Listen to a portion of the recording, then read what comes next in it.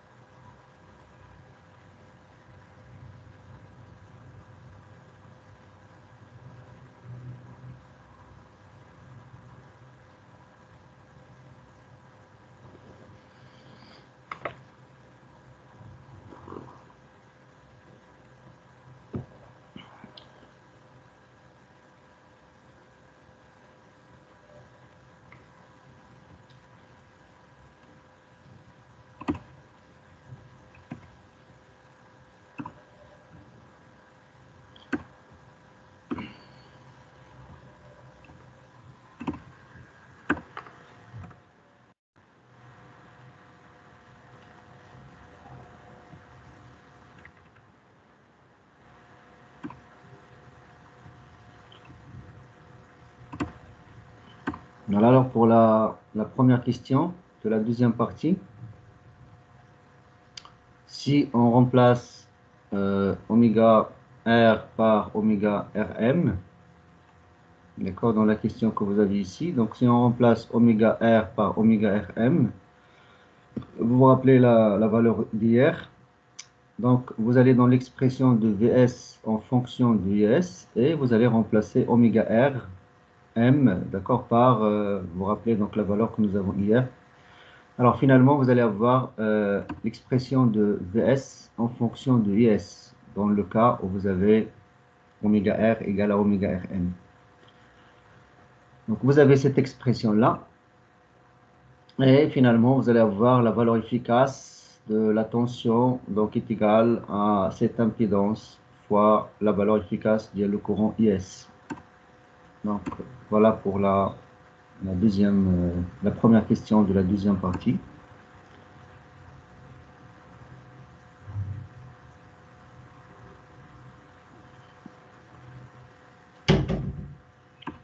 Alors maintenant, on passe à la deuxième question. Donc, on demande de déterminer un diagramme de commande sur la machine accouplé à un système mécanique. Donc, vous avez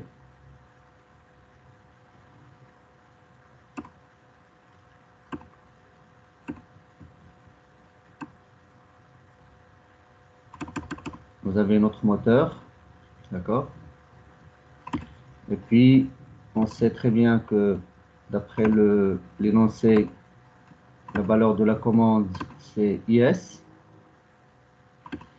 Et puis, ce qui nous intéresse, nous, c'est quelque part ici vers la fin, nous avons la sortie, c'est oméga, qui est la vitesse angulaire. Donc, voilà ce qui nous intéresse, mais entre le courant IS et la sortie qui est la vitesse de rotation oméga, on aimerait avoir donc les équations du système. D'accord? Donc, un diagramme de commande qui permet de représenter le système. Donc, vous avez le moteur asynchrone, vous avez la charge, d'accord? La charge mécanique. Et finalement, vous avez la vitesse de rotation qui est, normalement, lorsqu'on parle de la commande de la machine asynchrone, c'est commander la vitesse de rotation. Donc, on aimerait avoir un diagramme ici qui va représenter le comportement de notre système. Sachant bien que l'entrée influente, c'est IS, et la sortie, c'est la vitesse de rotation du rotor. Alors, essayez de faire un diagramme où on va représenter les équations qui régissent le fonctionnement du système.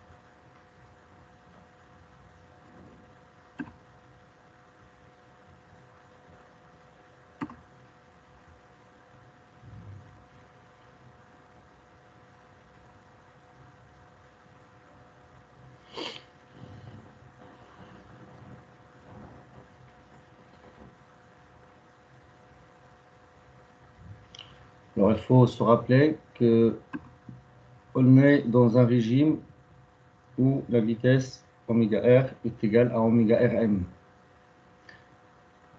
Alors, ça veut dire quoi? Ça veut dire qu'on travaille tout le temps au couple maximal, puisque le oméga r et le oméga rm, normalement, c'est la vitesse pour le couple maximal. Donc, pour notre système, on travaille tout le temps au couple maximal. Donc, on travaille à la vitesse oméga rm, c'est-à-dire on travaille au couple maximal. Et dans les équations il y a le couple, dans ce cas, on va prendre la valeur que nous avons trouvée hier. Vous vous rappelez, pour le couple maximal, donc on avait trouvé que le couple maximal est égal à quelque chose, 3 ls', je pense, fois is au carré. Donc cette équation-là, c'est elle que nous allons utiliser dans notre système. Donc si on refait les équations,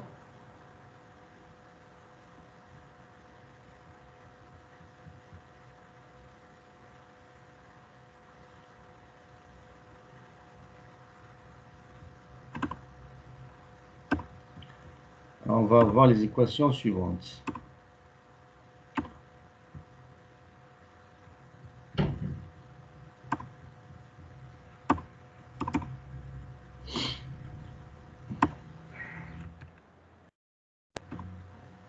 Donc voilà pour les équations qu'on a.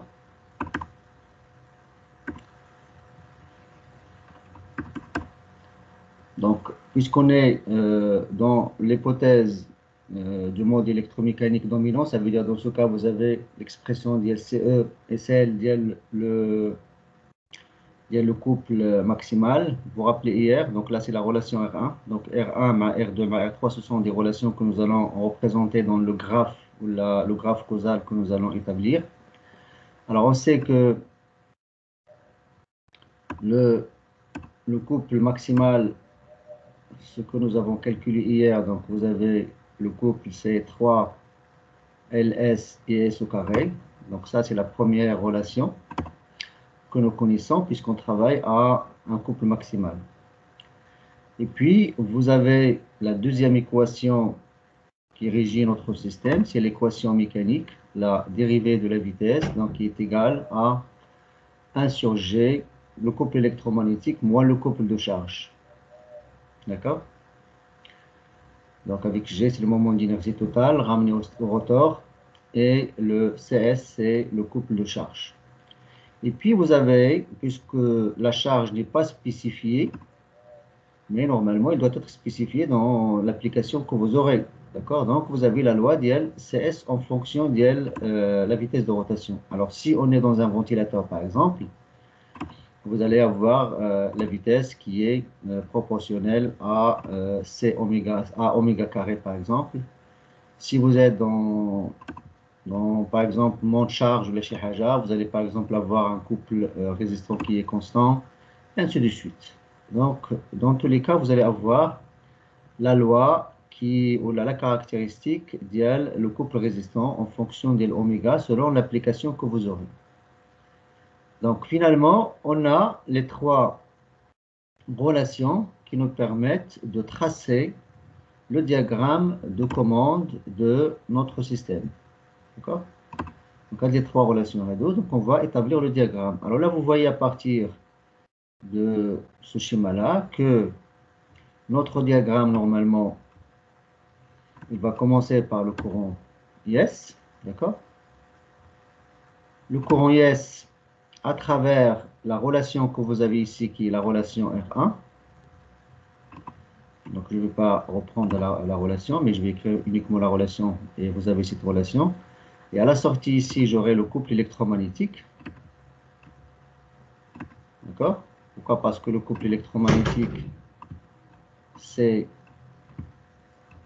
il est donné par la relation I1, donc en fonction de IS. Et puis, vous allez avoir quoi? Vous allez avoir le couple électromagnétique avec le CS. Donc, ils seront régis par la relation R2. Donc, vous allez avoir ici le couple électromagnétique qui va rentrer, plus une partie via le couple CS. Et puis, vous allez faire la dérivée à travers la relation R2. D'accord? Et puis, finalement, vous allez avoir la sortie de notre équation. Vous allez avoir, si vous faites l'intégrale de la relation R2, vous allez avoir la vitesse oméga.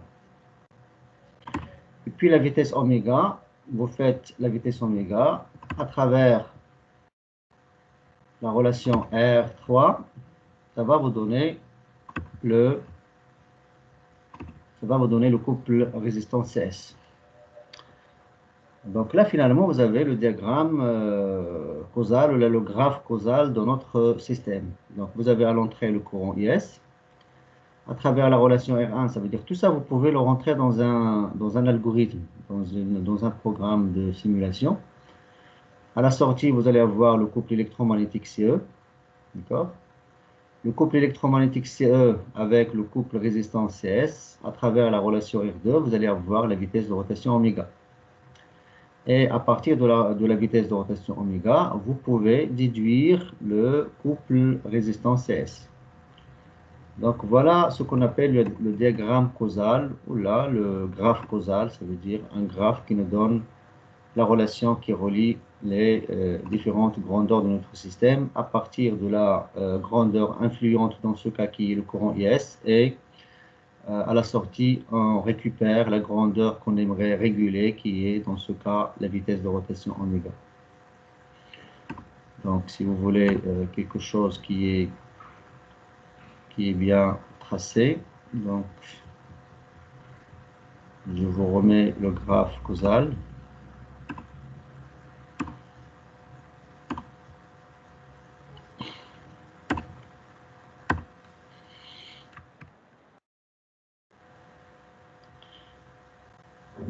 Et où? Qu'est-ce que j'ai fait là?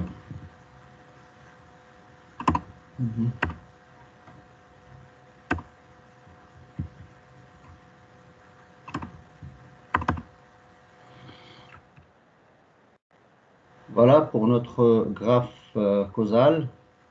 Donc à travers les relations que vous avez, la relation R1, R2, R3, et puis les grandeurs d'entrée et les grandeurs de sortie, et puis les variables, si vous voulez, les variables d'état de notre système. D'accord? Donc voilà le diagramme, le graphe causal. D'accord? Donc là, vous voyez causal. Quand on dit causal, ça veut dire quoi? Causal, ça veut dire que vous avez une relation de causalité entre la sortie et l'entrée. Ou là, entre la sortie et l'entrée. Donc là, vous voyez que si on connaît le couple électromagnétique, on peut avoir le courant IS. Si on a le courant IS, on peut avoir le couple électromagnétique CE. Alors, des fois, vous avez la causalité, elle est mutuelle, et des fois, elle est unidirectionnelle. Par exemple, pour l'équation R2, elle est unidirectionnelle. Ça veut dire vous devez avoir donc le couple électromagnétique et le couple résistant pour avoir la vitesse de rotation. Tandis que pour les autres relations qui sont linéaires, vous avez donc la causalité qui est mutuelle. Par exemple, les relations que vous avez ici, donc c'est une relation qui est mutuelle, ça veut dire si je connais S, je peux déterminer CE, si je connais CE, je peux déterminer S. De la même manière pour la loi, il y a le couple résistant. Si je connais le couple, je peux déterminer la vitesse, si je connais la vitesse, je peux déterminer le couple, mais pour l'équation différentielle, c'est obligé d'avoir donc c'est une causalité qui est unidirectionnelle. Donc, je ne peux pas dire que si j'ai la vitesse, j'aurai le couple résistant et le couple électromagnétique. Non. Je dois avoir le couple électromagnétique avec le couple résistant pour avoir la vitesse. Donc, c'est pour ça que dans les flèches que vous avez ici, donc vous avez des fois la mutualité, des fois vous avez unidirectionnel. Donc, voilà pour notre système. La deuxième question de la deuxième partie. Alors, la troisième question, on demande indiquer sous la forme d'un graphe, de la même manière que le graphe que nous avons vu pour la question de 2. Comment est effectué le réglage de l'onduleur de tension à partir de la connaissance de oméga Rm, oméga, la vitesse angulaire, et IS, qui est le courant de réglage.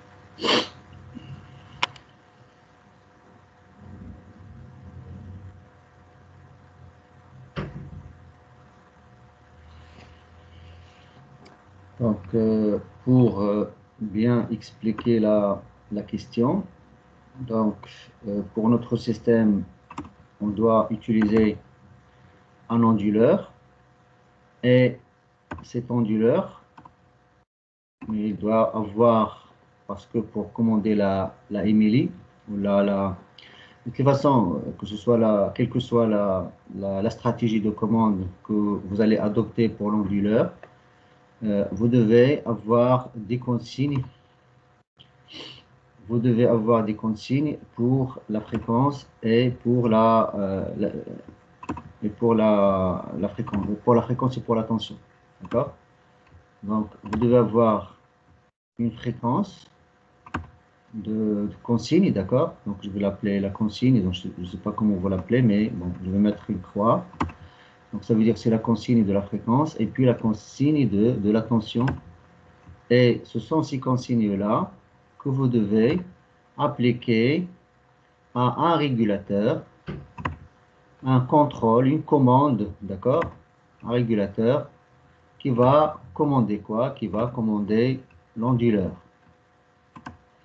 Donc là, vous allez avoir l'onduleur. Donc là, vous avez onduleur. Et cet onduleur-là, il va donc alimenter notre machine asynchrone. Masse. Donc, pour le graphe causal, tout à l'heure, dans le graphe causal que vous avez ici, vous avez la sortie. C'était quoi la sortie de notre système? C'est la vitesse de rotation, parce que c'est ça l'objectif de notre commande. C'est à partir de la valeur influente, de l'entrée influente IS, on aimerait avoir une vitesse de rotation oméga. Mais pour bien élaborer la commande, on a dit que notre système, donc, il est composé d'un onduleur. Et cet onduleur-là, donc, il doit commander la machine asynchrone à travers donc la connaissance de consignes de fréquence et de consignes de la tension à laquelle c'est-à-dire la tension qu'on va appliquer au moteur asynchrone. Alors, lorsqu'on dit la fréquence, dans ce cas, ça veut dire quoi? Ça veut dire la vitesse de synchronisme. Donc, c'est pas égal, mais d'accord, c'est sous-entendu. Lorsque je dis la référence de la fréquence, ça veut dire c'est connaître la pulsation, connaître la vitesse de synchronisme. D'accord? Donc, ce qu'on doit avoir ici, à la sortie de notre graphe causal, donc le graphe causal d'Yarna la question de 2. Donc, on doit avoir les entrées qui sont connues, c'est quoi? Vous avez un courant de réglage, c'est le courant IS de réglage. Donc, les entrées, les canaux. Et vous avez, comme entrée aussi dans notre système, vous avez la vitesse de rotation oméga, qui est donnée par exemple par un capteur. Et puis, vous avez, comme c'est énoncé dans la question, vous connaissez aussi oméga Rm. Ça veut dire la vitesse pour laquelle, c'est pas la vitesse, mais c'est la pulsation des courants rotoriques. Donc voilà les trois entrées dans notre système, la vitesse de rotation, la pulsation des les courants rotoriques, et puis vous avez le courant de réglage, normalement c'est le courant de consigne pour le courant IS. Et puis à la sortie, qu'est-ce qu'on va avoir ici? À la sortie, on va avoir les deux consignes qui sont la fréquence, le oméga S, et la tension que l'on doit obtenir à la sortie de notre onduleur qui doit alimenter le moteur asynchrone. Donc voilà pour vous, pour la question de 3, essayez d'établir le graphe causal pour la partie qui est là. Donc la partie qui est là, essayez de voir comment vous allez obtenir à partir de oméga IS de réglage le oméga FM, comment vous allez sortir ici avec les deux consignes pour la fréquence et pour la tension de l'onduleur. Là, je vous laisse un petit moment pour réfléchir.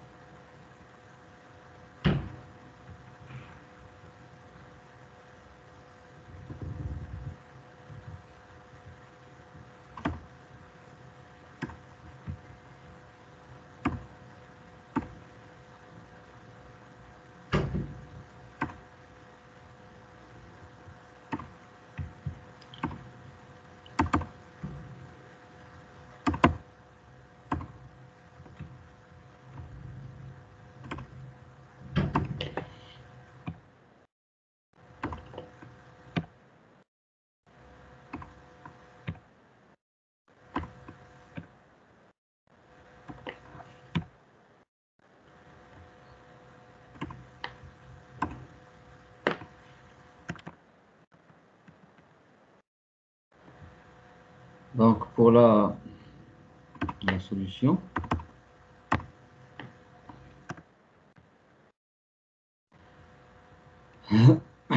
alors on connaît déjà les relations qu'on avait sur la question de 2. Alors maintenant pour la question de 3, nous avons une autre relation. Encore la relation que vous connaissez, c'est que la vitesse de synchronisme, c'est quoi? La vitesse de synchronisme, ce n'est que la pulsation des courants rotoriques plus P oméga. Donc avec P, c'est le nombre de paires de pôles et oméga, c'est la vitesse électrique au rotor. D'accord?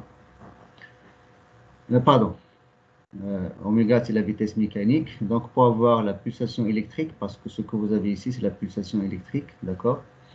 La pulsation électrique du stateur, c'est la pulsation électrique au rotor plus P fois oméga qui est la vitesse mécanique du rotor.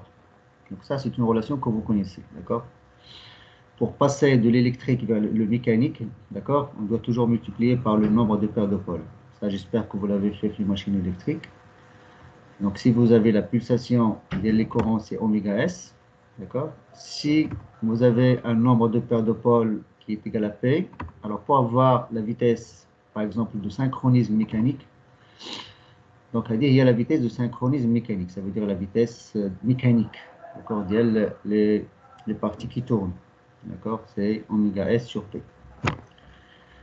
Donc, de la même façon, pour passer les grandeurs mécaniques, les grandeurs électriques, donc vous multipliez par P. D'accord?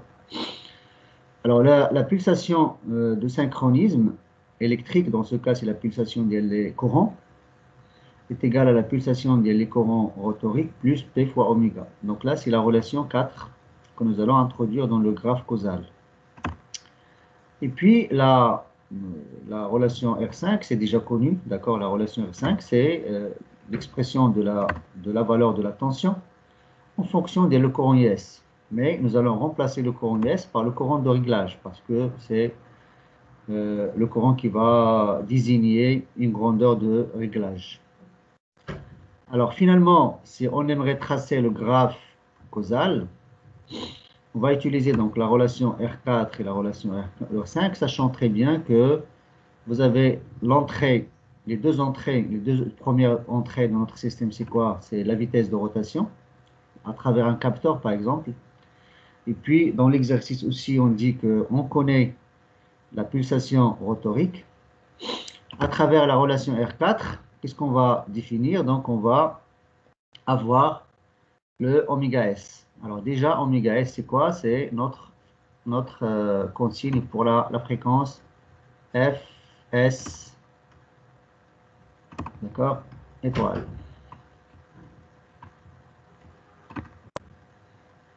D'accord? Donc là, vous avez à la sortie de la relation R4, vous avez la valeur de la pulsation de l'écran statorique qui sera la fréquence de l'onduleur.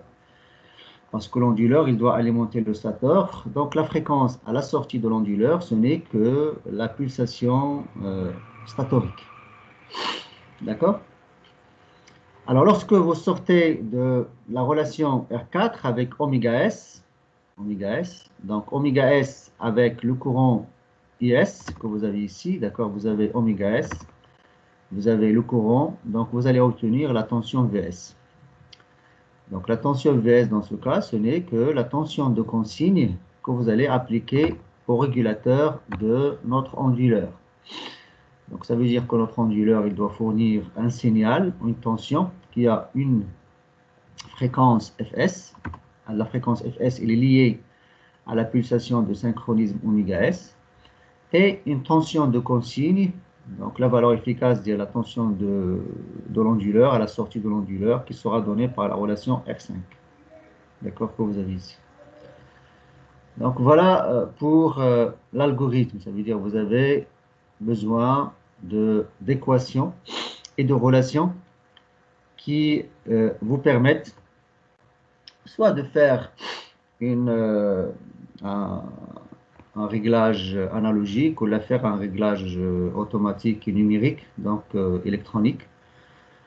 Donc ça dépend des dispositifs que vous avez et des moyens que vous avez. Mais de toutes les façons, vous avez ici un graphe causal, vous avez des relations qui vous permettent après de choisir les moyens techniques pour implémenter la commande que vous voulez. Donc voilà pour la question 2.3. Alors pour la question de 4, on vous demande d'élaborer encore, d'accord, de proposer après justification le graphe de la commande. Alors maintenant, vous avez toutes les équations. On vous demande, d'après vos connaissances, d'après vos savoir-faire, dans l'électrotechnique, la commande des machines et l'automatique, de proposer le graphe de la commande. Ça veut dire comment vous proposez la commande de notre système. d'accord, à travers les relations que vous avez ici, à travers le fait que vous avez un onduleur, vous avez un moteur asynchrone et puis vous avez une charge qui est caractérisée par un couple résistance CS. Voilà, alors je vous laisse un petit moment pour réfléchir et après on va voir la solution.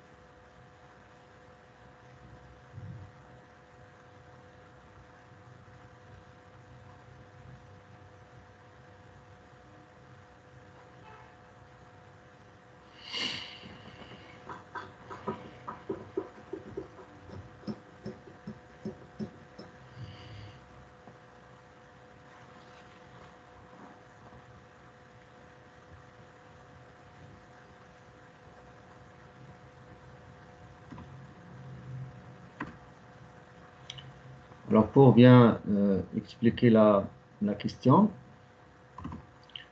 d'accord, pour savoir qu'est-ce qu'on cherche, donc on a dit que dans les questions passées, nous avons dit que la commande ou l'entrée de commande c'est quoi? L'entrée de commande c'est le courant IS. D'accord? Donc on ne va pas reprendre tout ce que nous avons vu jusqu'à maintenant. On ne va pas reprendre les graphes causales que nous avons vus. D'accord? Mais ce qui est demandé dans la question de 4, c'est uniquement le graphe de la commande. Alors, ça veut dire quoi le graphe de la commande? Alors, si vous avez fait un peu d'automatique, donc pour la commande, le signal de commande d'INA, le signal de commande d'INA, le courant IS, parce que nous avons dit que c'est une commande scalaire par le courant. Alors, donc, qu'est-ce qu'on cherche, nous? On cherche dans notre système à avoir un courant IS, IS de réglage. D'accord? IS réglage. Donc, on dit il y a la commande Diana. Et après, de la commande Diana, donc qu'est-ce on va en faire? On va l'injecter dans tout le système que nous avons vu tout à l'heure. Vous vous rappelez les graphes causales que nous avons vus pour la question de 2, la question, voilà. Donc, ce qu'on cherche, nous, c'est d'avoir de la commande Hadi. Donc, le reste, il est déjà fait, d'accord? Le reste, il est connu. Nous avons déjà tracé le graphe causal d'IL, le système d'INA, avec l'entrée, c'est quoi? L'entrée, c'est IS, et la sortie, c'est la vitesse de rotation. Alors maintenant, ce qui est demandé dans la question de 4, la dernière question, c'est de tracer un graphe causal où vous avez la sortie de la commande, c'est quoi? La sortie de la commande, c'est le courant de IS réglage. Donc, qu'est-ce qu'on cherche? On cherche un graphe causal qui va sortir. Donc, la sortie, c'est quoi? Donc, la sortie, c'est le courant de réglage. Le courant de réglage, c'est lui qui va régler, qui sera l'entrée le système d'INA, les chemins tout à l'heure, les graphes, d'accord? Par exemple, plus le graphe causal qu'on a ici.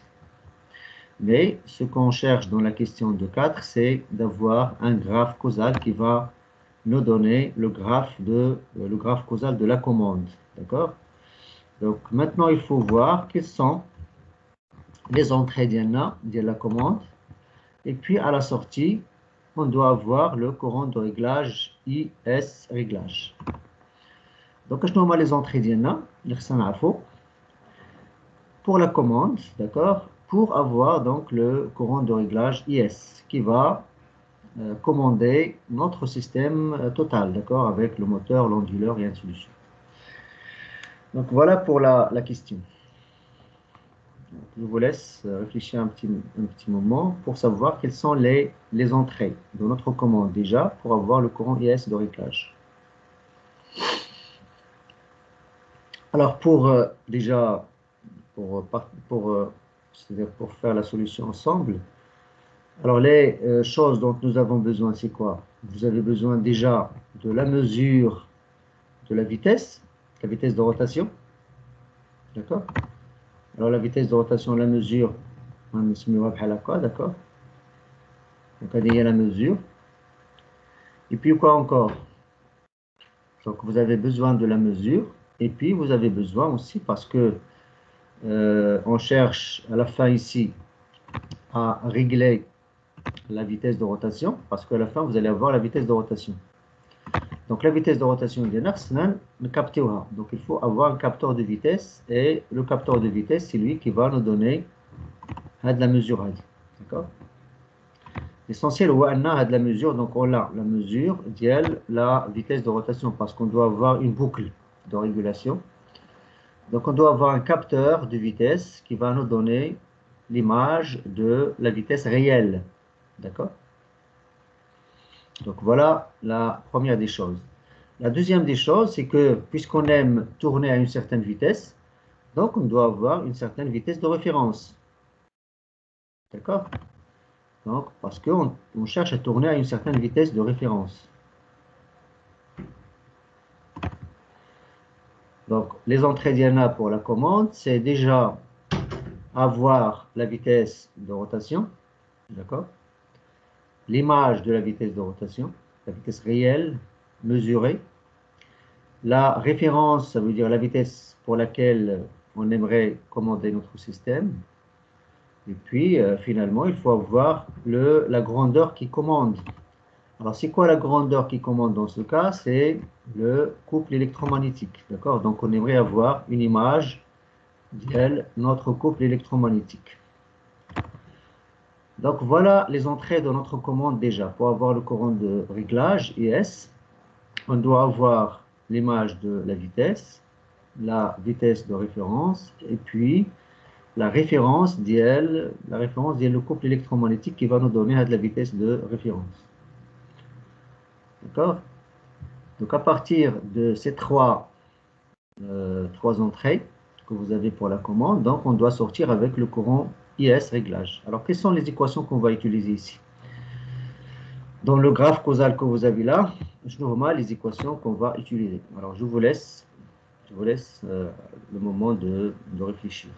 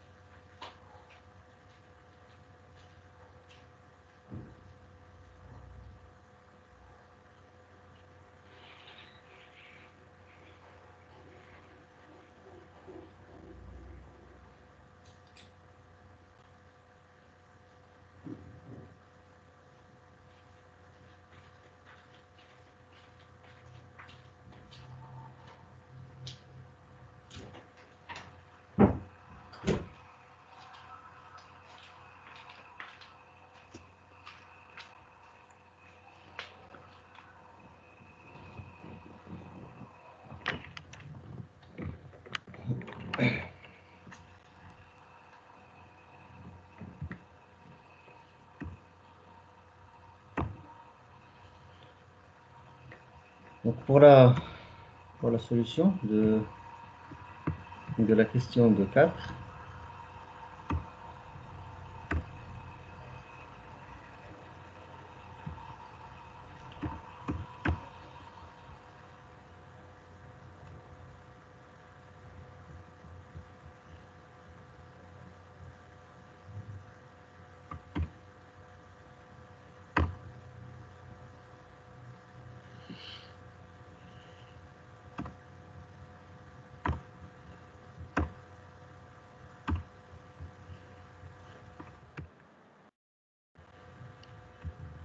donc voilà. Alors déjà, pour avoir parce que tout à l'heure j'avais dit que nous avons besoin,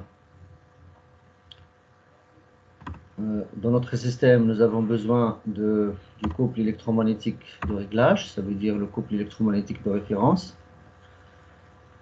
Et puis tout à l'heure, j'avais oublié de dire aussi que dans tout système, on doit avoir aussi le couple résistant, ça c'est sûr, donc ça c'est évident, c'est qu'on doit avoir aussi le couple résistant, mais ça c'est une évidence.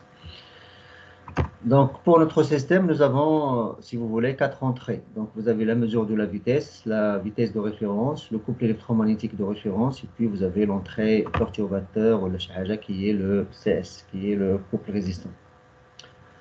Alors maintenant, pour avoir le couple de référence, d'accord, on va inverser la relation R2. Vous vous rappelez la relation R2? La relation R2, c'est la relation qui nous donnait elle est où la relation R2? La relation R2. Voilà. La relation R2, c'est la relation mécanique. D'accord? C'est la relation mécanique que nous donnait le couple électromagnétique, la vitesse et puis le couple résistant.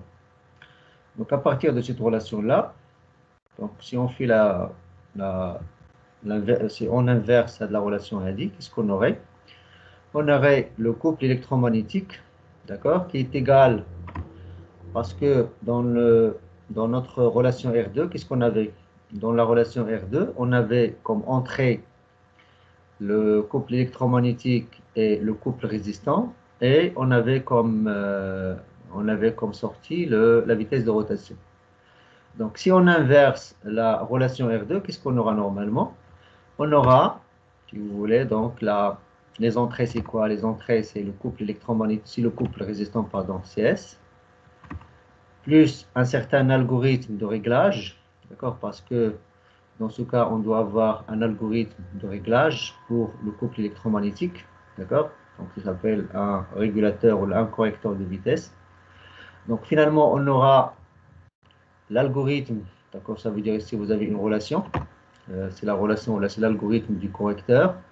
Alors, dans le correcteur, qu'est-ce que vous allez avoir? Dans le correcteur, vous allez avoir la vitesse de référence et la vitesse mesurée, plus donc le couple, ou là, la valeur d'IL, le couple résistant. Le couple résistant, dans ce cas, c'est un couple qui est estimé. Pourquoi? Parce qu'il est estimé à partir de la caractéristique qui est donnée par le constructeur. Donc, vous avez une certaine relation CS qui est égale à une fonction de oméga. Donc, vous allez estimer, on va estimer donc le couple électromagnétique, pardon, le couple résistant à partir de la valeur d'L oméga, qui est la vitesse de rotation. Donc, vous avez ce correcteur, le C2, vous avez les entrées d'Ialo-Roma, comme vous connaissez dans tout correcteur, d'accord, parce que qu'est-ce que vous allez avoir dans le correcteur d'Iana pour le couple électromagnétique, pour avoir la sortie de le couple électromagnétique. Donc là, c'est le couple électromagnétique, CE. Vous avez la perturbation, dans notre cas, c'est CS.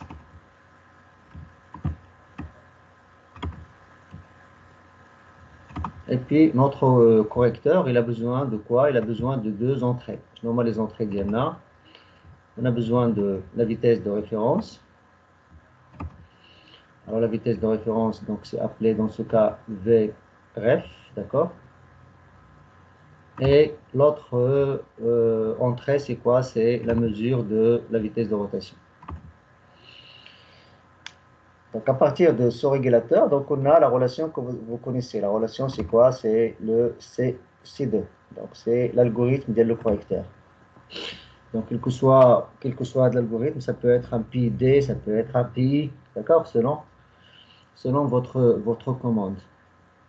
Alors, finalement, à la sortie ici, qu'est-ce qu'on aura? On aura un couple électromagnétique de référence ou là de réglage.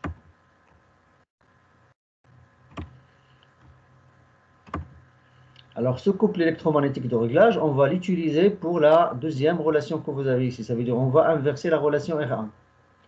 Alors, la relation R1, c'était le couple électromagnétique en fonction de S. Maintenant, c'est S en fonction du couple électromagnétique. Donc, le courant de réglage d'IANA, c'est quoi? Le courant de réglage d'IANA, ce n'est que le couple électromagnétique de réglage divisé par 3 LS'. D'accord? Alors finalement, pour avoir le courant de réglage, qu'est-ce qu'on a fait? Donc nous avons fait le graphe causal que vous avez ici vers la fin. D'accord? Alors vous avez la vitesse mesurée, vous avez la référence pour la vitesse, vous avez l'entrée le couple résistant, puis à travers la relation R2 ou la RC2 inversée, donc la relation R2 inversée, nous avons obtenu le couple électromagnétique de réglage. Et puis, à partir de ce couple électromagnétique de réglage, nous allons définir le courant IS de réglage. Et après, avec le courant IS de réglage d'IANA, il va rentrer dans les graphes que vous avez tout à l'heure. D'accord? Alors maintenant, le IS de réglage d'IANA Wahada, donc il va rentrer dans le système d'IANA d'il tout à l'heure, d'IANA, d'accord? R5. En plus de R2, ça va nous donner quoi? Ça va nous donner la tension de référence et la fréquence de référence pour notre onduleur. D'accord?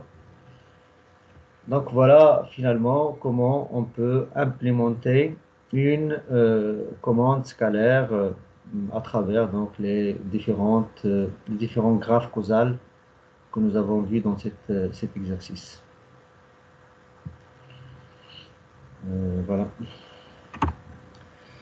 Donc voilà pour l'exercice sur la commande scalaire. D'accord?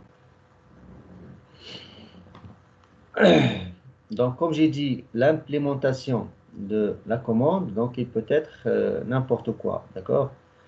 Donc, vous pouvez faire une commande numérique ou là, une commande analogique, d'accord? Mais de toute façon, ici, vous avez les graphes, d'accord? À partir de ces graphes-là, vous pouvez implémenter votre commande selon les moyens techniques que vous avez.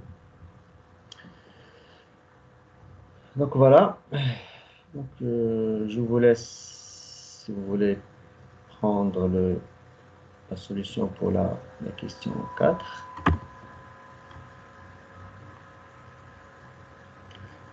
De toute façon, l'enregistrement est lancé. Vous pouvez revoir tout ça à tête reposée après.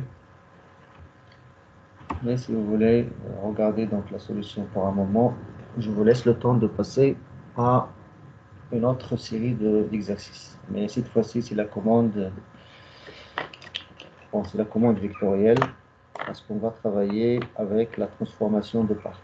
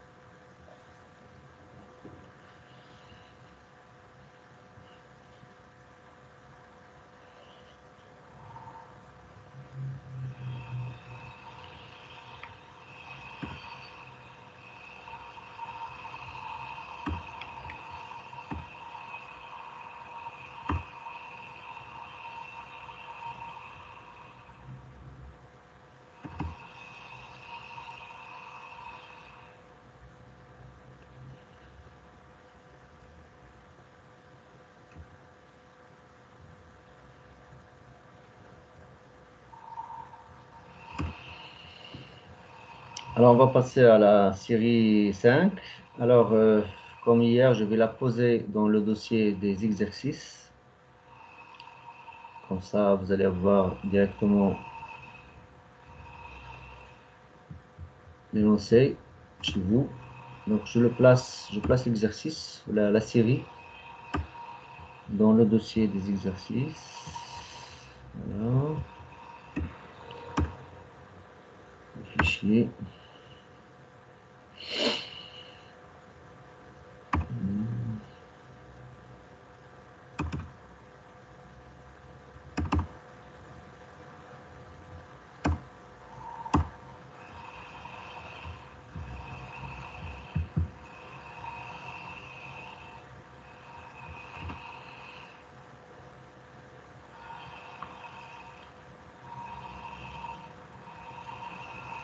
Voilà, donc vous avez l'exercice dans le dossier des LTD.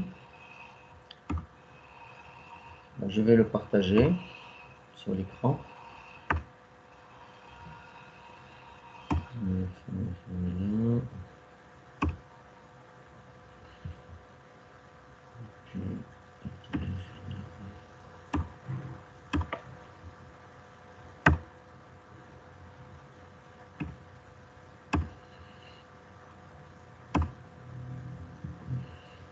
Voilà.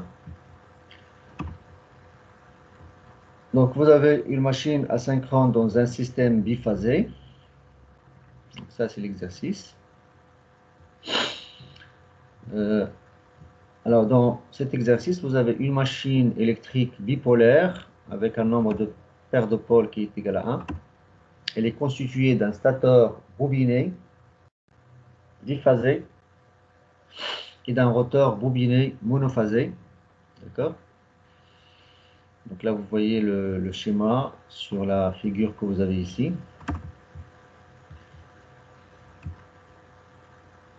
L'entrefer est constant. Le matériau ferromagnétique est non saturé. Sa perméabilité est constante.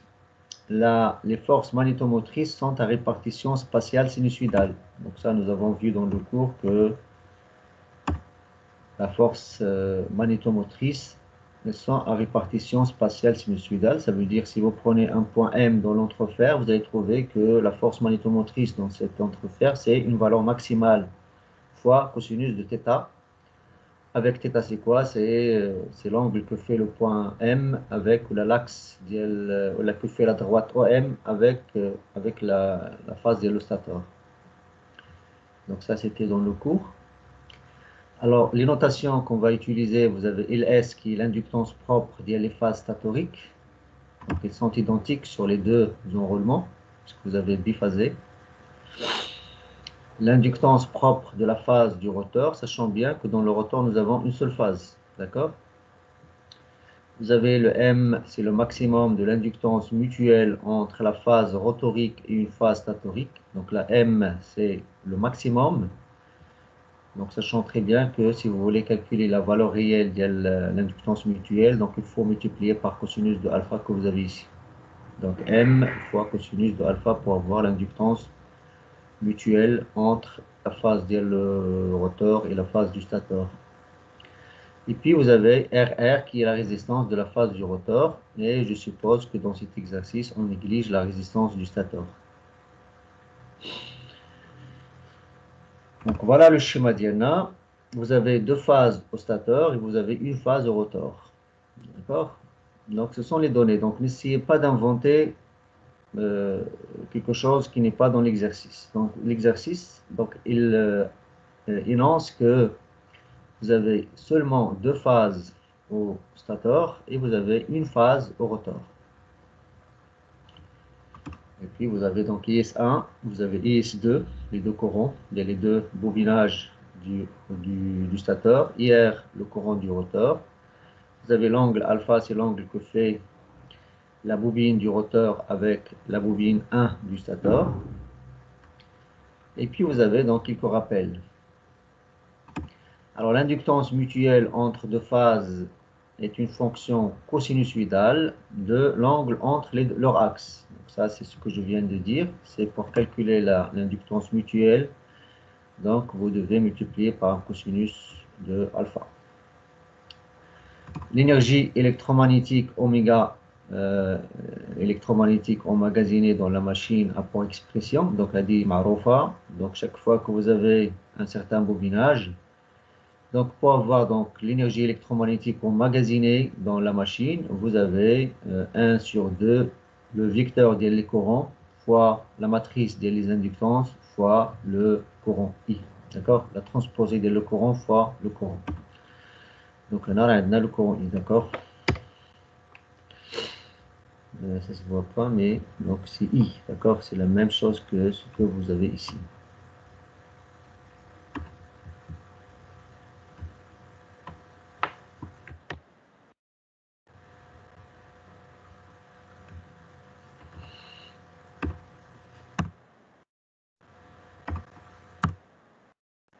Donc voilà, donc c'est comme 1 sur 2 Li au carré. Donc vous connaissez l'énergie magnétique, c'est quoi? C'est 1 sur 2 Li au carré, si vous avez un seul bobinage. Donc si vous avez un ensemble de bobinages, dans ce cas, il faut bien prendre en considération donc, les différents produits. Alors, le courant I, c'est quoi? Le courant I, c'est IS1, IS2, IR. Ce sont les trois courants que nous avons dans notre système. Et puis, vous avez le L alpha, donc c'est l'inductance, c'est la matrice des inductances. Bon, c'est LS.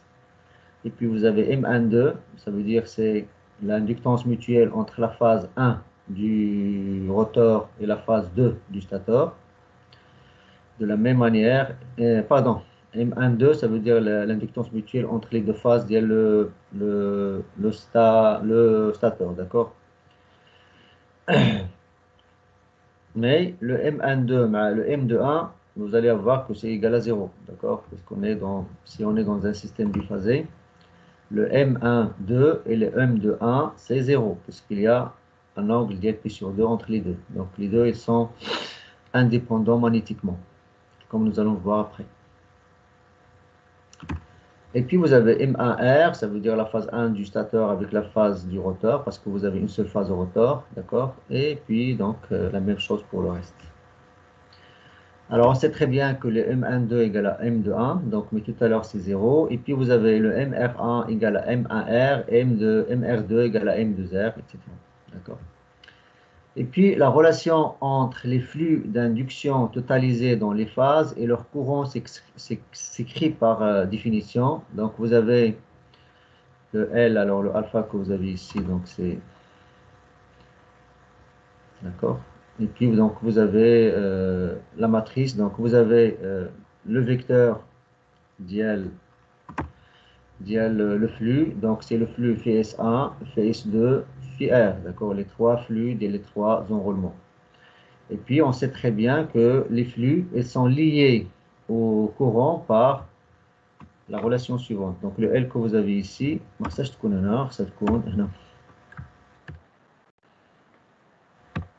d'accord? Alors, je vais là, sauvegarder là et je vais remplacer celle que vous avez sur les fichiers de l'ETB de tout à l'heure.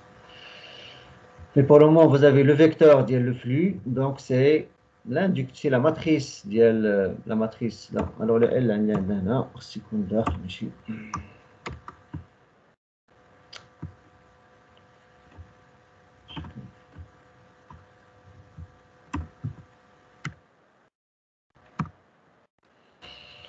Donc voilà. Donc vous avez la matrice des flux ou là, le vecteur des flux, c'est la matrice des inductances fois le vecteur des courants. Ça vous connaissez que chaque flux, d'accord, le flux par exemple le flux FS1 c'est quoi? C'est le courant IS1, c'est LS fois le courant IS1 plus M1R fois le courant IR, ainsi de suite. Alors pour le couple électromagnétique, CE, il est exercé sur le rotor, donc il a l'expression suivante. Donc ça, c'est à partir des équations de l'électromagnétisme. On sait trop bien que le couple électromagnétique développé n'est que la dérivée de l'énergie magnétique que vous avez ici. D'accord? Alors vous avez l'énergie magnétique. Pour déterminer l'expression du couple électromagnétique, donc vous dérivez l'énergie électromagnétique par l'angle, d'accord? L'angle de rotation qu'on a dans ce cas, c'est le alpha, d'accord? Et puis à courant constant, vous savez très bien que pour faire les dérivés partiels, donc vous devez garder les autres grandeurs constantes. D'accord? Donc le couple électromagnétique, par définition, ce n'est que la dérivée de l'énergie emmagasinée par l'angle de rotation alpha dans ce cas, en gardant les courants constants pour la dérivée. D'accord? Alors voilà donc les rappels. Donc les rappels كاملين ils vont nous servir pour le reste des questions. Alors maintenant, la question 1. Établir les expressions des inductances mutuelles M1,2, M1R, M2R, d'accord? Parce que les sont calculés en fonction de M maximal et de alpha. En déduire celle du couple électromagnétique, CE, en fonction de M, alpha, ES1, ES2, IR. Voilà. Alors je vous laisse faire rapidement. C'est très facile comme la question 1, elle est facile. Donc, vous connaissez comment faire le calcul des inductances mutuelles et comment calculer le couple électromagnétique à partir des données que vous avez ici. Et là, s'il vous plaît, je vous laisse un petit moment de réflexion.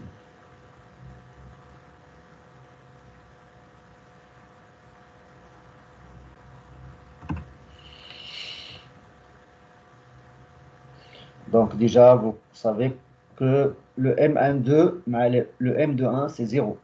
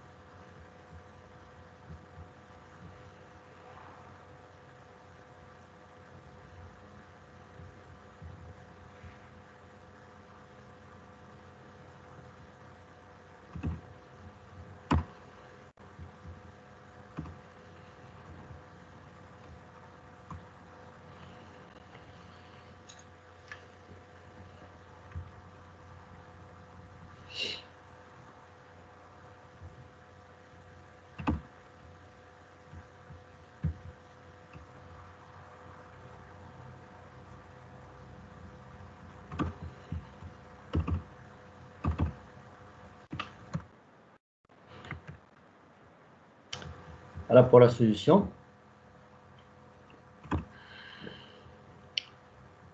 Donc, pour le M1R, donc ça se voit très bien que c'est la valeur maximale de l'inductance mutuelle fois cosinus de alpha. Le M de R, ce n'est que le M fois cosinus de pi sur 2 moins alpha. Alors, cosinus de pi sur 2 moins alpha, c'est sinus de alpha. Et comme l'angle entre les deux enroulements du stateur, c'est pi sur 2, donc le M1,2, le M21 égale à 0. Donc voilà pour les inductances mutuelles. Maintenant, pour l'expression de l'énergie électromagnétique stockée dans le système, nous allons utiliser donc la relation que nous avons dans le rappel. Donc c'est quoi? Ce n'est que le vecteur transposé dès le courant fois la matrice des inductances fois le vecteur des courants. D'accord? Alors finalement, si vous faites le produit de tout ça et que vous faites la dérivée le couple électromagnétique en fonction de l'angle θ que vous avez ici, alors vous allez finalement avoir un couple électromagnétique en fonction des grandeurs demandées, ça veut dire en fonction de l'IR, en fonction de S1 et en fonction de S2 et en fonction de l'angle entre le stateur et le rotor. Donc voilà pour la question 1. Alors s'il vous plaît, pour le développement les produits, donc tout ça c'est des maths, on va pas, vous pouvez les faire chez vous, ça va vous donner un peu la chance de refaire les calculs. Donc essayez de refaire les calculs de tout ça, mais c'est très facile. Et puis à partir de l'expression que vous allez avoir pour le couple électromagnétique, vous allez faire la dérivée par rapport à l'angle alpha et vous allez avoir donc l'expression de notre couple électromagnétique en fonction des différents courants et de l'angle entre le stateur et le rotor. Donc voilà pour la première question, la question 1. D'accord?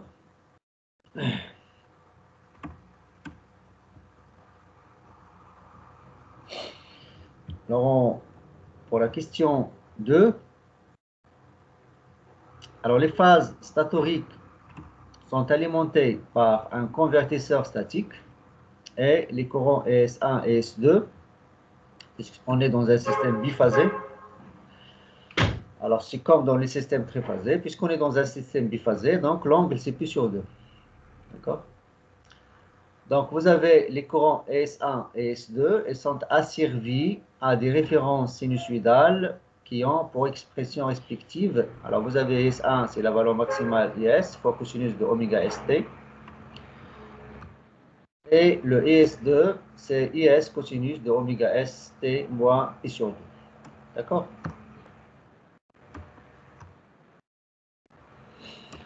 Donc, voilà pour les deux courants.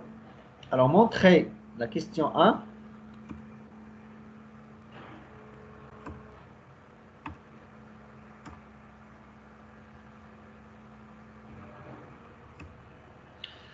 Pour la question 1, montrez qu'on peut associer au courant statorique une force magnétomotrice tournante d'amplitude constante proportionnelle à IS. Il est sa vitesse angulaire de rotation. Alors vous êtes dans un système biphasé. On vous demande qu'on peut associer à ces deux courants ES1 et ES2, on peut leur associer un champ tournant. Mais au lieu de parler d'un champ tournant, on va parler d'une force magnétomotrice. C'est la même chose, presque. Donc les deux courants, on peut leur associer une force magnétomotrice tournante d'amplitude constante proportionnelle à IS. C'est comme un champ tournant. Vous connaissez qu'est-ce que c'est qu'un champ tournant? Alors on vous demande de déterminer donc cette force magnétomotrice et puis sa vitesse angulaire de rotation. Quelle est la vitesse de rotation de cette force magnétomotrice tournante? Donc je vous laisse un moment pour réfléchir.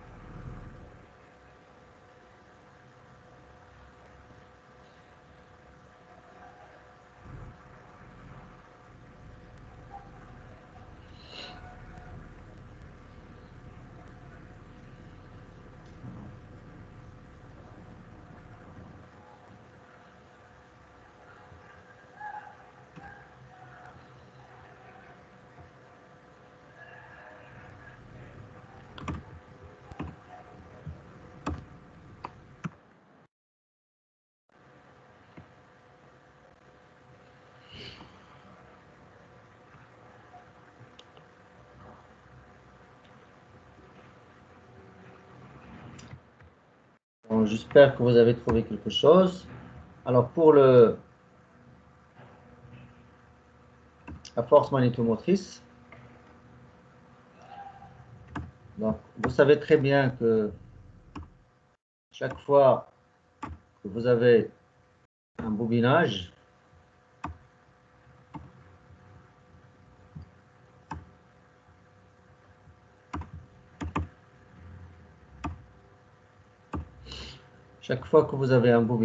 pardon, je sais pas comment,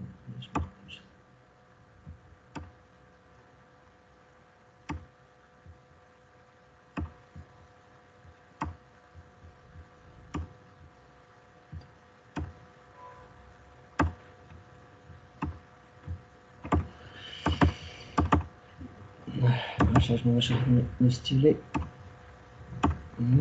Ouais. Bon, bon, alors pour chaque courant, chaque fois que vous avez un courant,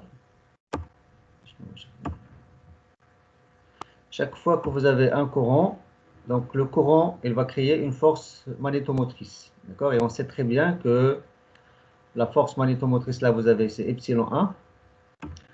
La force magnétomotrice créée par le courant ES1, elle est proportionnelle au courant ES1. Donc ça, c'est l'électromagnétisme, le cours de l'électromagnétisme. Donc, vous avez le courant ES1, il va créer une force magnétomotrice epsilon 1. D'accord? Et puis, le courant ES2, il va créer une force magnétomotrice epsilon 2. Mais, les valeurs ce sont des valeurs lorsqu'on est sur l'axe de la bobine. D'accord? Lorsqu'on est sur l'axe de la bobine.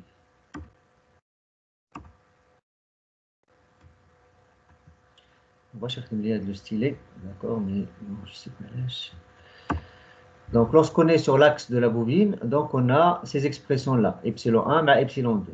Alors maintenant, si on est dans un point qui a un certain angle θ, donc ça veut dire un point M, d'accord, qui est sur un axe qui a un angle θ par rapport à l'axe de la phase 1 du stator. Donc vous savez très bien que la force magnétomotrice, c'est comme le champ magnétique, c'est comme le champ d'induction magnétique.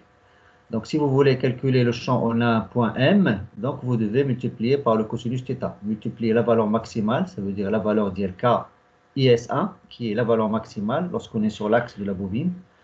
Il faut la multiplier par le cosinus θ, qui est l'angle entre l'OM, l'axe de la droite OM, avec l'axe de la phase considérée. Alors, dans notre cas, la phase 1, il y a le stateur, donc il aura un angle θ1 avec la droite OM qui passe par le point M dans l'entrefer. Alors, finalement, si on veut calculer la force magnétomotrice totale au point M dans l'entrefer, ça serait quoi? Ça serait donc la résultante de chaque force magnétomotrice de chacun des enroulements. Donc, l'enroulement 1, il va créer la force magnétomotrice au point M, qui est la valeur K ES1 cosinus de θ, plus l'autre composante qui est créée par le courant ES2. Donc, ça serait quoi? Ça serait K ES2 cosinus de θ moins pi sur 2. Alors, finalement, si vous faites les relations de la trigonométrie, donc vous allez finalement trouver que la force magnétomotrice en un point M dans l'entrefer et en fonction du temps aussi, ça serait quoi? Ça serait, donc si vous remplacez le IS et le S1 par leur expression, ça veut dire I maximal fois cosinus de oméga S fois T. Alors vous allez finalement avoir donc la résultante finale, ça serait K fois la valeur maximale de le courant fois cosinus de oméga ST moins θ. Et comme vous le savez très bien, c'est une onde qui se propage. Donc là, la valeur ou l'expression de l'epsilon de θt, c'est une onde, d'accord? Une onde qui a un module qui est constant. Alors le module constant dans ce cas, ce n'est que K fois IS. Avec IS, c'est la valeur maximale de le courant IS1 mais le courant IS2. Et qui tourne avec une vitesse angulaire qui a la valeur de oméga S. D'accord? Donc voilà pour les deux enroulements qu'on a. Les deux enroulements, le stateur, ils vont créer un champ tournant. Donc, ils vont créer un champ tournant et ce champ tournant, il a un module qui est constant et qui est proportionnel au courant maximal IS et qui tourne à la vitesse de rotation oméga S qui est la pulsation dièle les courants statoriques. Donc, voilà pour la question 2.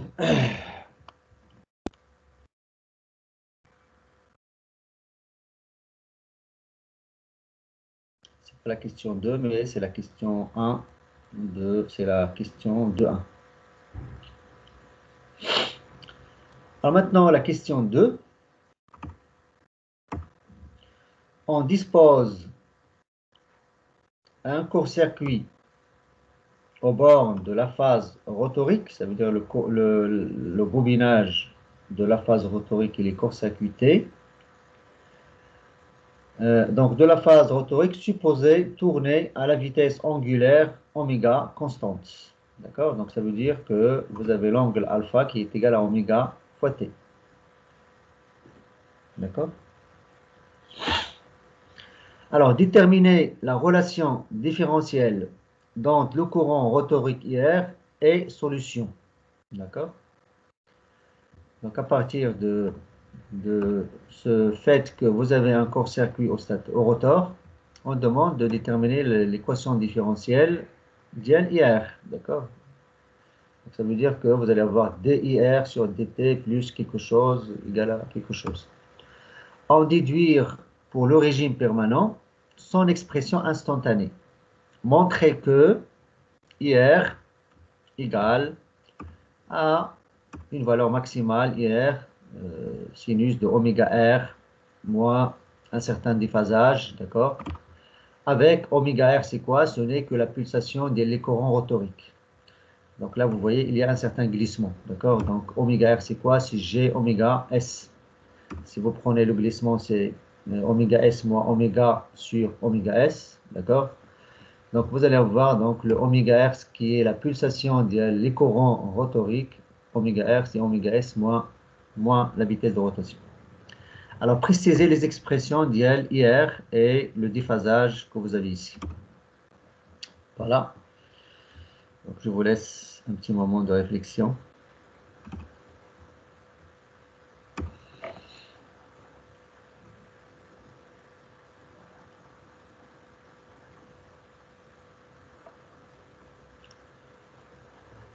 Donc, si vous voulez, on cherche l'expression d'IR qui est induit. D'accord? Parce que le courant IR que vous avez dans le rotor, c'est un courant qui est induit. Il est induit par les courants statoriques. Il est induit aussi par la force magnétomotrice que vous avez, la force magnétomotrice tournante dans le stator.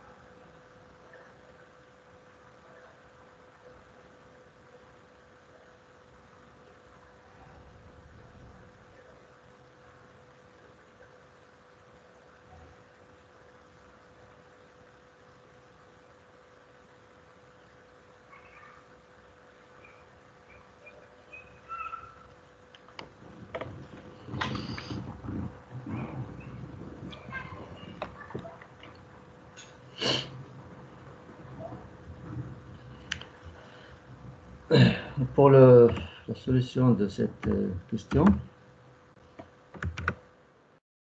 alors si on prend l'expression de le couple de la tension au bord du rotor, donc vous faites la tension VR égale à RR fois IR plus la dérivée de le flux de le rotor, d'accord? Et finalement, vous allez voir que la somme de la dérivée de le flux plus RR fois IR est égale à 0 puisque vous avez l'enroulement de le rotor qui est court-circuité. Et puis, dans l'expression de le flux phi R, vous allez exprimer le flux phi R par son expression en fonction des inductances, les inductances mutuelles et les courants, d'accord? Donc, si vous prenez l'expression de le flux, ça serait quoi? Ça serait M, d'accord, fois ES1 fois le cosinus de alpha, plus M fois IS2 fois sinus de alpha, plus LR fois IR égale à 0. D'accord? Et dans cette équation-là, vous allez remplacer le courant IS1 par IS max fois le cosinus de oméga S fois T.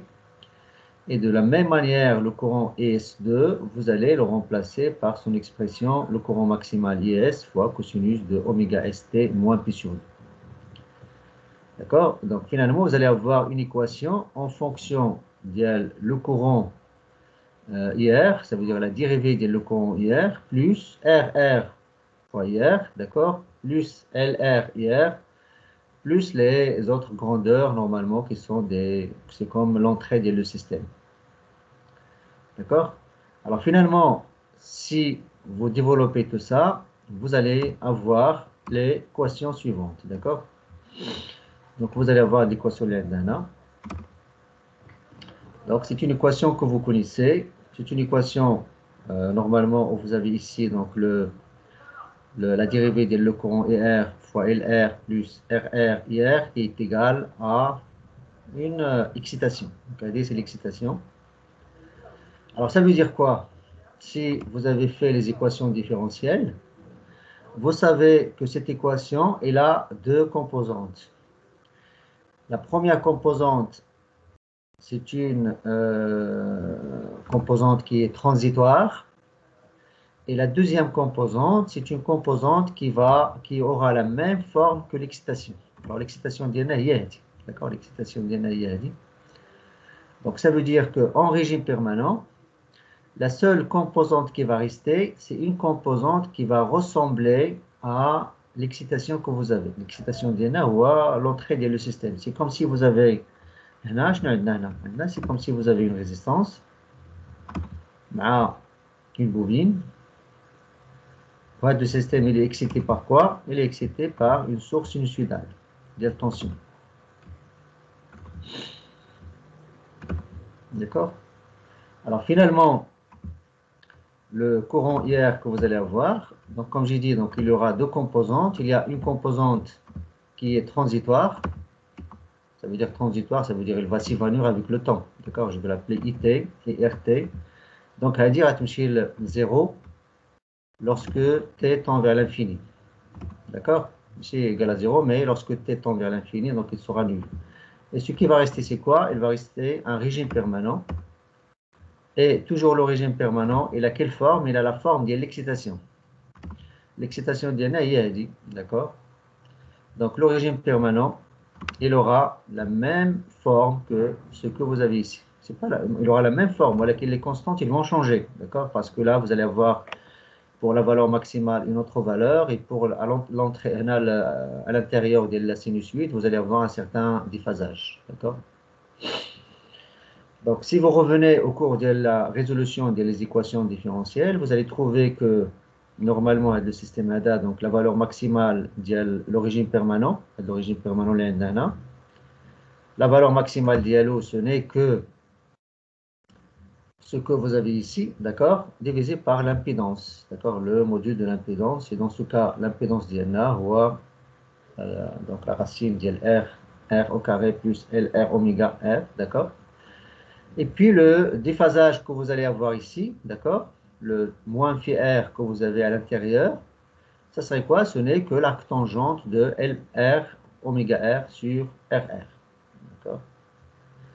Donc tout ça, vous le connaissez, vous l'avez fait les circuits électriques. Donc ce sont des choses à connaître par cœur et à utiliser chaque fois que vous avez des équations différentielles qui ressemblent à cette équation différentielle. Donc finalement, notre courant IR, c'est un courant sinusoïdal qui a un module, d'accord, qui dépend du module, le courant IS, qui dépend de la vitesse de rotation, ou là, ce n'est pas la vitesse de rotation, mais qui dépend de la pulsation des courants rotoriques oméga R. Et puis, à l'intérieur, vous allez avoir un certain déphasage, d'accord? Et ce déphasage-là, donc, il est donné par le rapport LR oméga R sur RR. Donc, voilà pour la question de 2. Donc, c'est le régime permanent, la valeur d'IR en régime permanent. Alors, s'il vous plaît, le régime permanent, ça veut dire lorsque t tend vers l'infini. Ou là, lorsque le système se stabilise et il dépasse le régime transitoire. Donc, dans cette question, on ne demande pas de calculer donc, la solution de l'équation différentielle, mais on demande uniquement la composante en régime permanent. Donc, voilà pour la question de 2.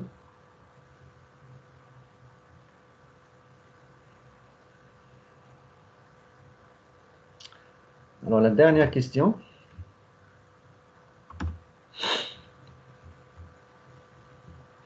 Exprimer le couple électromagnétique en fonction de M, IR, IS, oméga S et la vitesse de rotation oméga.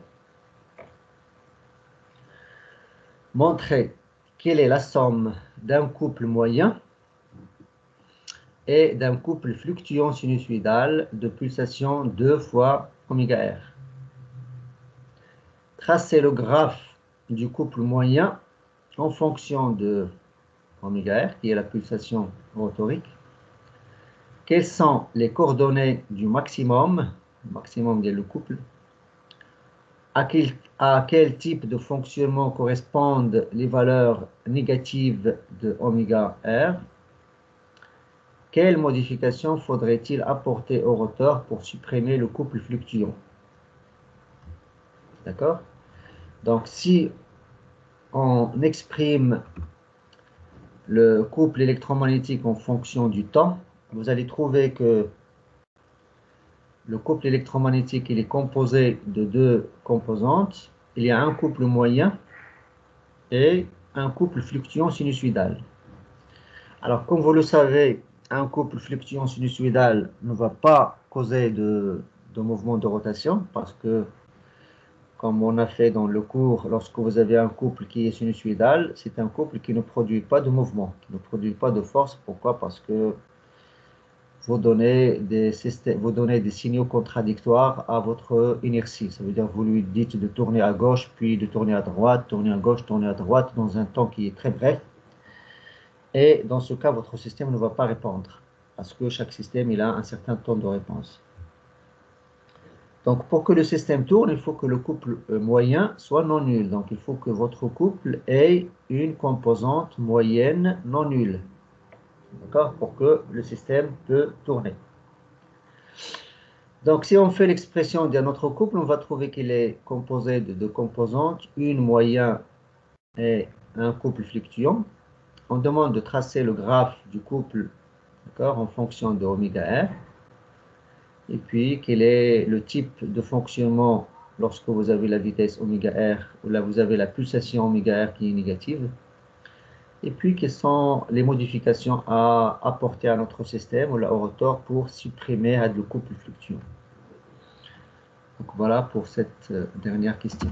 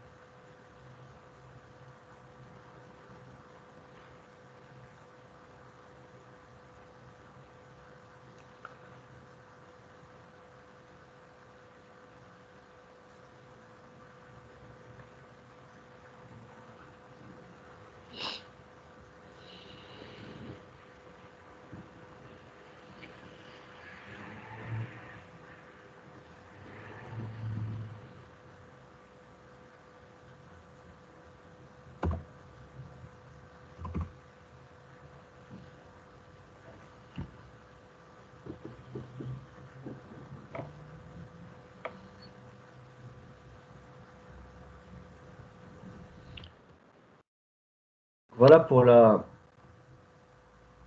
solution. Donc, si on revient à l'expression de notre couple électromagnétique que nous avons calculé tout à l'heure, vous vous rappelez, l'expression, c'était ça. Donc, l'expression d'Yanayet. Donc, c'est le couple électromagnétique est égal à M, IR, IS1, ainsi de suite. Donc, si vous remplacez le courant IS1 par le courant IS2 par leur expression, ça veut dire en fonction de IS maximal fois cosinus oméga ST, ainsi de suite. Et vous développez la valeur qui est à l'intérieur, d'accord? Je ne sais pas pourquoi. Voilà. Donc, si vous développez l'expression qui est à l'intérieur, vous allez trouver que le couple électromagnétique, Diana, d'accord?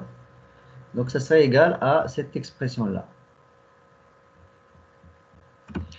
Donc, oméga S moins oméga qui est la vitesse de rotation, d'accord? Et là, vous avez le courant IR.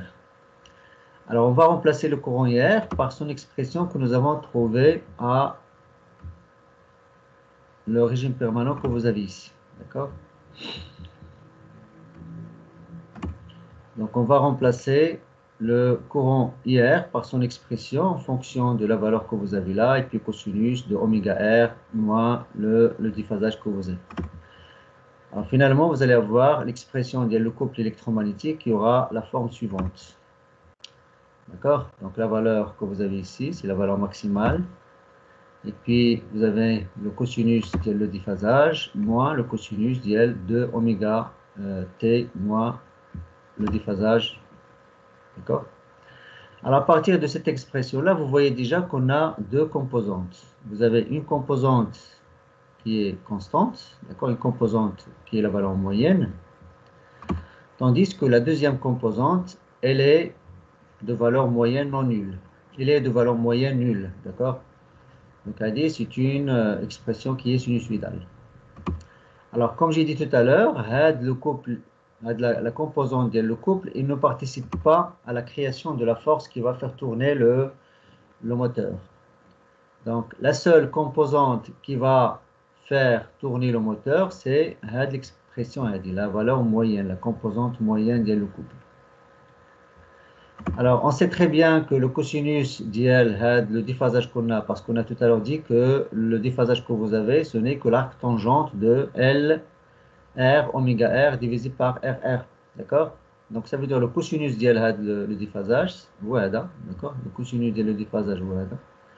Donc, on va le remplacer dans cette équation-là. Et finalement, on aura la valeur moyenne le couple, Diana, c'est-à-dire le couple utile. Diana, il aura cette expression-là. D'accord? Donc, le couple moyen Diana, ouais, le couple moyen, c'est d'accord, c'est l'expression que vous avez ici. Donc, c'est en fonction d'IS au carré, comme nous avons vu dans l'exercice précédent. Vous vous rappelez, lorsque nous avons calculé le couple électromagnétique en fonction de l'IS. Donc, ça ressemble en quelque sorte à l'exercice de la série 4. Donc, c'est un couple moyen. Les fonctions le courant IS, fonction des différentes inductances mutuelles, la résistance du rotor, le oméga R qui est la pulsation du rotor, et ainsi de suite. D'accord? Alors, à partir de cette valeur moyenne le couple, je peux tracer la variation le couple électromagnétique en fonction oméga R, d'accord? Et vous allez avoir donc une expression qui a une forme qui a cette forme. Donc, si vous avez oméga R qui est négatif, ça veut dire on est en mode génératrice. Donc, cette partie-là, on est en mode génératrice. Et sur cette partie-là, on est en mode moteur. D'accord? Et sachez très bien que oméga R dans ce cas, c'est comme G. D'accord? Oméga R l'indien, on voit la pulsation les courants rotoriques. Ça veut dire c'est G fois oméga S. Donc, c'est une image d'LG. D'accord? Donc, la variation oméga R, c'est comme la variation d'LG. D'accord? 0, ça veut dire G égale à 0 dans ce cas. G égale à 0, ça veut dire oméga R égale à 0. Donc, ce n'est pas la vitesse de rotation, ce n'est pas la vitesse de rotation de le rotor, mais c'est G, d'accord? C'est le glissement. Alors maintenant, pour calculer le oméga Rm qui va vous donner le couple maximal, vous faites la dérivée du couple par rapport à oméga R. Donc, si vous faites la dérivée du couple électromagnétique en fonction de oméga R égale à 0, donc ça va vous donner que le couple est maximal lorsque oméga R égale à oméga Rm égale à RR divisé par LR. Et ça, c'est une relation que vous connaissez maintenant pour le glissement maximal. Il y a toujours donc le rapport de la résistance du rotor divisé par l'inductance que vous avez, d'accord, selon les calculs que vous avez. Donc, dans ce système biphasé, nous avons l'inductance LR, d'accord.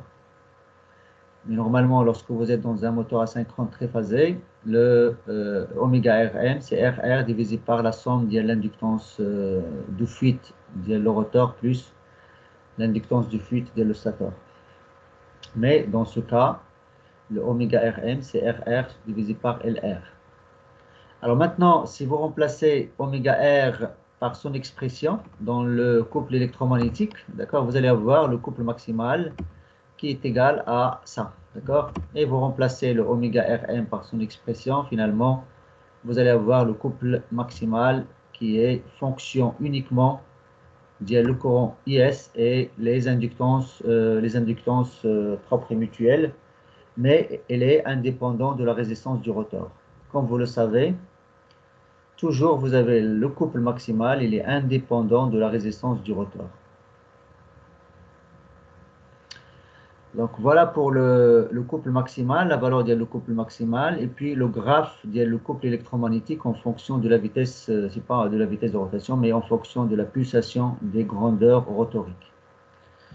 Alors maintenant, pour éliminer la composante pulsatoire que vous avez ici, parce que la composante pulsatoire, elle va créer des vibrations au niveau du rotor, et ça peut endommager.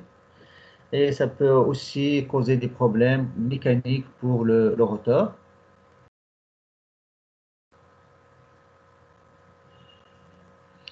Bon, j'étais coupé à un moment.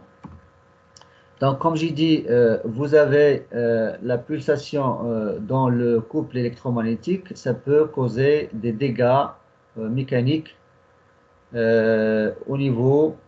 Alors, c'est quoi? C'est écrit, votre réseau est à l'origine d'une qualité d'appel médiatrice de vous. Est-ce que vous m'entendez?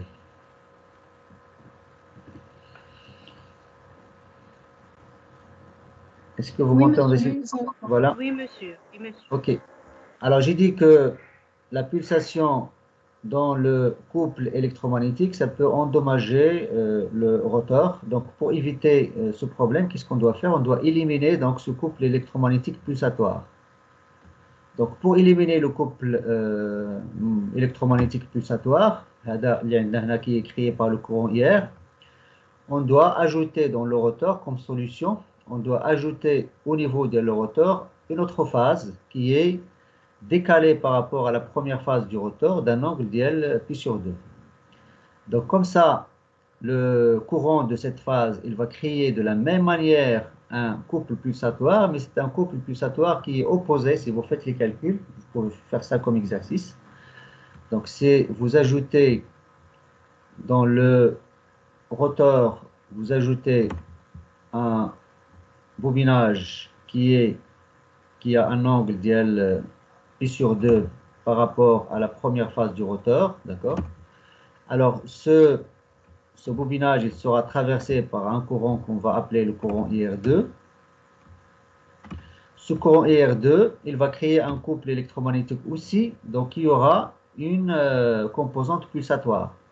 Mais cette composante pulsatoire, il aura un signe qui est opposé à celui qui a été créé par la première phase. Donc ça veut dire que les deux couples ils vont se neutraliser et finalement vous allez avoir donc un couple total qui est égal à 0. Le couple pulsatoire est égal à 0, le couple total. Et vous allez avoir les valeurs moyennes qui vont s'ajouter. D'accord?